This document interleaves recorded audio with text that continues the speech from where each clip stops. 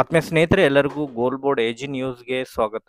ಈ ಒಂದು ವಿಡಿಯೋದಲ್ಲಿ ಮೊರಾರ್ಜಿ ದೇಸಾಯಿ ಪ್ರವೇಶ ಪರೀಕ್ಷೆಗೆ ಸಂಬಂಧಪಟ್ಟಂತೆ ಈಗಾಗಲೇ 2024 ಮತ್ತು 25ನೇ ಸಾಲಿನ ಮೊದಲನೇ ಸುತ್ತಿನ ಆಯ್ಕೆ ಪಟ್ಟಿಯನ್ನು ಈಗಾಗಲೇ ಪ್ರಕಟಣೆ ಮಾಡಲಾಗಿದೆ. ಸೊ ಬಹಳಷ್ಟು ಪಾಲಕರಾಗಿರ್ಬೋದು, ಪೋಷಕರು, ಅದರ ಜೊತೆಗೆ ವಿದ್ಯಾರ್ಥಿಗಳು ಕೂಡ ಎರಡನೇ ಸುತ್ತಿನ ಆಯ್ಕೆ ಪಟ್ಟಿಗಾಗಿ ಕಾಯ್ತಾ ಇದ್ದಾರೆ. ಎರಡನೇ ಸುತ್ತಿನ ಆಯ್ಕೆ ಪಟ್ಟಿಗೆ ಸಂಬಂಧಪಟ್ಟಂತಹ ಕೆಲವೊಂದಿಷ್ಟು ಇನ್ಫಾರ್ಮೇಶನ್ಗಳು ಕೂಡ ಈಗಾಗಲೇ ಲಭ್ಯವಾಗಿರುವಂತಹ ಕಾರಣಕ್ಕಾಗಿ ಅದಕ್ಕೆ ಸಂಬಂಧಪಟ್ಟಂತಹ ಕಂಪ್ಲೀಟ್ ಆದಂತಹ ಇನ್ಫಾರ್ಮೇಶನ್ ಅನ್ನ ತಮಗೆ ಈ ಒಂದು ವಿಡಿಯೋದಲ್ಲಿ ಇನ್ಫಾರ್ಮೇಶನ್ ಅನ್ನ ಪ್ರೊವೈಡ್ ಮಾಡ್ಕೊಡ್ತೀನಿ ಸ್ನೇಹಿತರೆ.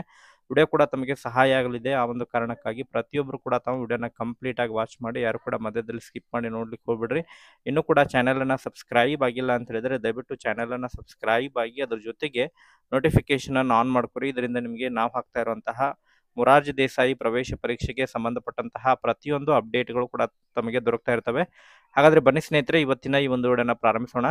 ಓಕೆ ಸ್ನೇಹಿತರೆ, ತಮಗೆಲ್ಲ ಗೊತ್ತಿರುವ ಹಾಗೆ ಈಗಾಗಲೇ ಮೊರಾರ್ಜಿ ದೇಸಾಯಿ ಪ್ರವೇಶ ಪರೀಕ್ಷೆ ಮುಕ್ತಾಯಗೊಂಡಿದ್ದು, ಅದರ ಒಂದು ವೈಯಕ್ತಿಕ ಅಂಕಗಳನ್ನು ಕೂಡ ಬಿಡುಗಡೆ ಮಾಡಲಾಗಿದ್ದು, ಮೊನ್ನೆ ಅಷ್ಟೇ ಈಗ ಕಳೆದ 4 ದಿನಗಳ ಹಿಂದೆ ಮೊರಾರ್ಜಿ ದೇಸಾಯಿ ಮೊದಲನೇ ಸುತ್ತಿನ ಆಯ್ಕೆ ಪಟ್ಟಿಯನ್ನು ಈಗಾಗಲೇ ಪ್ರಕಟಣೆ ಮಾಡಲಾಗಿದೆ. ಮೊದಲನೇ ಸುತ್ತಿನ ಆಯ್ಕೆ ಪಟ್ಟಿಯನ್ನು ತಾವು ಇನ್ನೂ ಕೂಡ ಡೌನ್ಲೋಡ್ ಮಾಡ್ಕೊಂಡಿಲ್ಲ ಅಂತ ಹೇಳಿದ್ರೆ ಇದೇ ಒಂದು ವಿಡಿಯೋದ ಡಿಸ್ಕ್ರಿಪ್ಷನ್ ಬಾಕ್ಸ್ನಲ್ಲಿ ಕೂಡ ಲಿಂಕ್ ಅನ್ನು ಹಾಕಿರ್ತೀನಿ. ಅಲ್ಲಿಂದ ಹೋಗಿ ತಾವು ನೇರವಾಗಿ ಅದನ್ನ ಡೌನ್ಲೋಡ್ ಮಾಡ್ಕೋಬಹುದಾಗಿರುತ್ತೆ ಸ್ನೇಹಿತರೆ.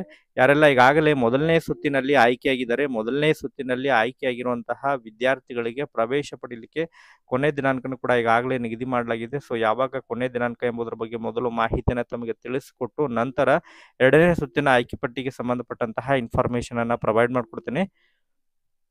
ಓಕೆ ಸ್ನೇಹಿತರೆ, ತಾವೆಲ್ಲ ನೋಡ್ತಾ ಇರುವ ಹಾಗೆ ಪ್ರವೇಶದಲ್ಲಿ ಬಂದು UGCETಯಲ್ಲಿ ಕರ್ನಾಟಕ ವಸತಿ ಶಿಕ್ಷಣ ಸಂಸ್ಥೆಗಳ ಪ್ರವೇಶ 2024 ಏನಿದೆ, ಸೊ ಇದ್ರ ಮೇಲೆ ಕ್ಲಿಕ್ ಮಾಡಿದಾಗ ಇಲ್ಲಿ ಮೊದಲನೇ ಸುತ್ತಿನ ಸೀಟು ಹಂಚಿಕೆ ಎಲ್ಲಿರುವಂತಹ ಜಿಲ್ಲಾವಾರು ಲಿಸ್ಟ್ ಅನ್ನು ಪ್ರಕಟಣೆ ಮಾಡಿದ್ದಾರೆ. ಸೊ ಇದರದ ಡೈರೆಕ್ಟ್ ಲಿಂಕ್ ಅನ್ನು ಕೂಡ ಈ ಒಂದು ವಿಡಿಯೋದ ಡಿಸ್ಕ್ರಿಪ್ಷನ್ ಬಾಕ್ಸ್ ನಲ್ಲಿ ಇರುತ್ತೆ. ಅಲ್ಲಿ ಹೋಗಿ ತಾವು ಡೈರೆಕ್ಟ್ ಆಗಿ ತಮ್ಮ ಒಂದು ಮಗು ಆಯ್ಕೆಯಾಗಿದ್ದೇನೆ ಇಲ್ಲ ಎಂಬುದರ ಬಗ್ಗೆ ಚೆಕ್ ಮಾಡ್ಕೋಬಹುದು. ಸೊ ಮೊದಲನೇ ಸುತ್ತಿನಲ್ಲಿ ಆಯ್ಕೆಯಾಗಿರುವಂತಹ ಈಗ ವಿದ್ಯಾರ್ಥಿಗಳಿಗೆ ಅವರ ಒಂದು ಪ್ರವೇಶವನ್ನು ಪಡೀಲಿಕ್ಕೆ ಕೊನೆಯ ದಿನಾಂಕನ ಕೂಡ ಕೊಟ್ಟಿದ್ದಾರೆ. ಸೊ ಯಾವಾಗ ಕೊನೆಯ ದಿನಾಂಕ ಎಂಬುದರ ಬಗ್ಗೆ ಇನ್ಫಾರ್ಮೇಶನ್ ಅನ್ನ ತಮಗೆ ಹೇಳೋದಾದ್ರೆ ಸ್ನೇಹಿತರೆ, ತಾವಿಲ್ಲಿ ಸ್ಕ್ರೀನ್ ಅಲ್ಲಿ ನೋಡ್ತಾ ಇರುವ ಹಾಗೆ ಕರ್ನಾಟಕ ಪರೀಕ್ಷಾ ಪ್ರಾಧಿಕಾರ ಸೊ ದಿನಾಂಕ 4/6/2024 ಇಲ್ಲಿ ಕರ್ನಾಟಕ ವಸತಿ ಶಿಕ್ಷಣ ಸಂಸ್ಥೆಗಳ ಸಂಘದ ಅಧೀನದಲ್ಲಿ ಕಾರ್ಯನಿರ್ವಹಿಸ್ತಾ ಇರುವಂತಹ ಮೊರಾರ್ಜಿ ದೇಸಾಯಿ ಆಗಿರ್ಬೋದು, ಕಿತ್ತೂರು ರಾಣಿ ಏಕಲವ್ಯ, ಅಟಲ್ ಬಿಹಾರಿ ಮತ್ತು ಇಂದಿರಾ ಗಾಂಧಿ, ಡಾಕ್ಟರ್ BR ಅಂಬೇಡ್ಕರ್ ಈ ರೀತಿ ಹಲವು ಶಿಕ್ಷಣ ಸಂಸ್ಥೆಗಳ ಈಗಾಗಲೇ ಆಯ್ಕೆಯಾಗಿರುವಂತಹ ವಿದ್ಯಾರ್ಥಿಗಳಿಗೆ ಅಡ್ಮಿಷನ್ ಅನ್ನ ಪಡೀಲಿಕ್ಕೆ ಕೊನೆಯ ದಿನಾಂಕವನ್ನು ಕೊಟ್ಟಿದ್ದಾರೆ. 7/6/2024 ಸಂಜೆ 5:30 ಆಯಾ ಒಂದು ಸಂಬಂಧಪಟ್ಟಂತಹ ಶಾಲೆಗೆ ಹೋಗಿ ತಾವು ಅಡ್ಮಿಷನ್ ಅನ್ನ ಮಾಡಿಸ್ಬೇಕು ಅಂತ ಹೇಳಿದ್ರೆ ನಾಳೆ ಕೊನೆಯ ದಿನಾಂಕ ಇದೆ. ನಾಳೆ ಒಳಗಾಗಿ ಯಾರೆಲ್ಲ ಈಗಾಗಲೇ ಮೊದಲನೇ ಸುತ್ತಿನಲ್ಲಿ ಆಯ್ಕೆಯಾಗಿರುವಂತಹ ವಿದ್ಯಾರ್ಥಿಗಳಿಗೆ ಪ್ರವೇಶವನ್ನು ಪಡೀಲಿಕ್ಕೆ ನಾಳೆ ಕೊನೆಯ ದಿನಾಂಕ ಇದೆ. ನಾಳೆ ಸಾಯಂಕಾಲ 5:30 ಕೊನೆಯ ದಿನಾಂಕ ಇದೆ. ತದನಂತರ ತಮಗೆ ಎರಡನೇ ಸುತ್ತಿನ ಆಯ್ಕೆ ಪಟ್ಟಿಯನ್ನು ಪ್ರಕಟಣೆ ಮಾಡ್ತಾರೆ ಸ್ನೇಹಿತರೆ. ಯಾಕಂತ ಹೇಳಿದ್ರೆ ಸುಮಾರು 3-4 ಪಟ್ಟಿಗಳು ಈಗಾಗಲೇ ಪ್ರಕಟಣೆ ಆಗ್ತವೆ. ಕಳೆದ ಬಾರಿನೂ ಕೂಡ ಸುಮಾರು 3 ಹಂತದ ಆಯ್ಕೆ ಪಟ್ಟಿಯನ್ನು ಪ್ರಕಟಣೆ ಮಾಡಿದ್ರು. ಸೊ ಈ ಬಾರಿನೂ ಕೂಡ ಸುಮಾರು 3-4 ಹಂತದ ಆಯ್ಕೆ ಪಟ್ಟಿಯನ್ನು ಕೂಡ ಪ್ರಕಟಿಸುವಂತಹ ಸಾಧ್ಯತೆಗಳಿದಾವೆ. ಈಗ ಎರಡನೇ ಆಯ್ಕೆ ಪಟ್ಟಿ ಯಾವಾಗ ಬರುತ್ತೆ ಎಂಬುದರ ಬಗ್ಗೆ ತಮಗೆ ಇನ್ಫಾರ್ಮೇಶನ್ ಅನ್ನ ಹೇಳೋದಾದ್ರೆ ಸ್ನೇಹಿತರೆ, ಸೊ ಎರಡನೇ ಆಯ್ಕೆ ಪಟ್ಟಿ ಈಗ ಕೊನೆ ದಿನಾಂಕ ನಾಳೆ ಇರುವಂತಹ ಕಾರಣಕ್ಕಾಗಿ ಸೊ ಕೊನೆ ದಿನಾಂಕದ ನಂತರ ಮತ್ತೆ ಅದನ್ನ ರೀಶಫಲ್ ಮಾಡ್ಕೋಬೇಕಾಗುತ್ತೆ. ಎಲ್ಲಾ ಶಾಲೆಯಿಂದ ಇನ್ಫಾರ್ಮೇಶನ್ ಕಲೆಕ್ಟ್ ಮಾಡ್ಕೋಬೇಕಾಗುತ್ತೆ. ಯಾಕಂತ ಹೇಳಿದ್ರೆ ಯಾವ ಒಂದು ಸೀಟು ಎಷ್ಟು ಸೀಟು ಹಂಚಿಕೆಯಾಗಿದ್ದು ಆ ಒಂದು ಸೀಟಿನಲ್ಲಿ ಎಷ್ಟು ವಿದ್ಯಾರ್ಥಿಗಳು ಪ್ರವೇಶವನ್ನು ಪಡೆದುಕೊಂಡಿದ್ದಾರೆ, ಎಷ್ಟು ಸೀಟುಗಳು ಕೂಡ ಖಾಲಿ ಉಳಿದಿದ್ದಾವೆ ಎಂಬುದರ ಬಗ್ಗೆ ಇನ್ಫಾರ್ಮೇಶನ್ ಅನ್ನ ಕಲೆಕ್ಟ್ ಮಾಡ್ಕೊಳ್ಳಿಕ್ಕೆ ಸುಮಾರು 3-4 ದಿನಗಳ ಕಾಲಾವಕಾಶ ತೆಗೆದುಕೊಳ್ಳುತ್ತೆ. ಅದು ಕೂಡ ಆನ್ಲೈನ್ ನಲ್ಲೇ ಇರುತ್ತೆ ಪ್ರೊಸೆಸ್. ಆನ್ಲೈನ್ ನಲ್ಲಿ ಇನ್ಫಾರ್ಮೇಶನ್ ಕಲೆಕ್ಟ್ ಆಗುತ್ತೆ.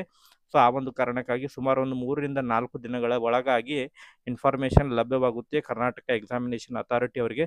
ಸೊ ಮತ್ತೆ ಅದನ್ನ ರೀಶಫಲ್ ಮಾಡಿ ಮತ್ತೆ ಮುಂದಿನ ರ್ಯಾಂಕಿಂಗಿಗೆ ಯಾರಿಗಾಗಲೇ ಕಟ್ ಆಫ್ ನಿಂತಿದೆ ಆ ಒಂದು ಕಟ್ ಆಫಿನ ಮುಂದಿನ ರ್ಯಾಂಕಿಂಗ್ ಇರುವಂತಹ ಅಭ್ಯರ್ಥಿಗಳಿಗೆ ಮತ್ತೆ ಸೀಟುಗಳನ್ನು ಅಲಾಟ್ ಮಾಡ್ತಾರೆ ಸ್ನೇಹಿತರೆ. ಒಟ್ಟಾರೆಯಾಗಿ ತಮಗೆ ಈ ಒಂದು ಜೂನ್ 10 ಅಥವಾ 12ನೇ ತಾರೀಕಿನ ನಂತರ ತಮಗೆ ಈ ಒಂದು 2ನೇ ಸುತ್ತಿನ ಆಯ್ಕೆ ಪಟ್ಟಿ ಬರುವಂತಹ ಸಾಧ್ಯತೆಗಳಿದಾವೆ.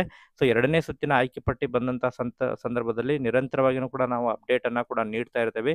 ತಾವು ಚಾನಲನ್ನು ಸಬ್ಸ್ಕ್ರೈಬ್ ಆಗಿ ನೋಟಿಫಿಕೇಷನನ್ನು ಆನ್ ಮಾಡ್ಕೊಂಡು ಇಟ್ಕೊಂಡ್ರೆ ಯಾವಾಗ ಆಯ್ಕೆ ಪಟ್ಟಿ ಪ್ರಕಟಣೆ ಆಗುತ್ತೆ, 2ನೇ ಆಯ್ಕೆ ಪಟ್ಟಿ ಪ್ರಕಟಣೆ ಆದಂತಹ ಸಂದರ್ಭದಲ್ಲಿ ಕೂಡ ತಮಗೆ ಮತ್ತೊಂದು ವಿಡಿಯೋ ಮಾಡಿ ಕೂಡ ಇನ್ಫಾರ್ಮೇಷನನ್ನು ಪ್ರೊವೈಡ್ ಮಾಡ್ತೀನಿ.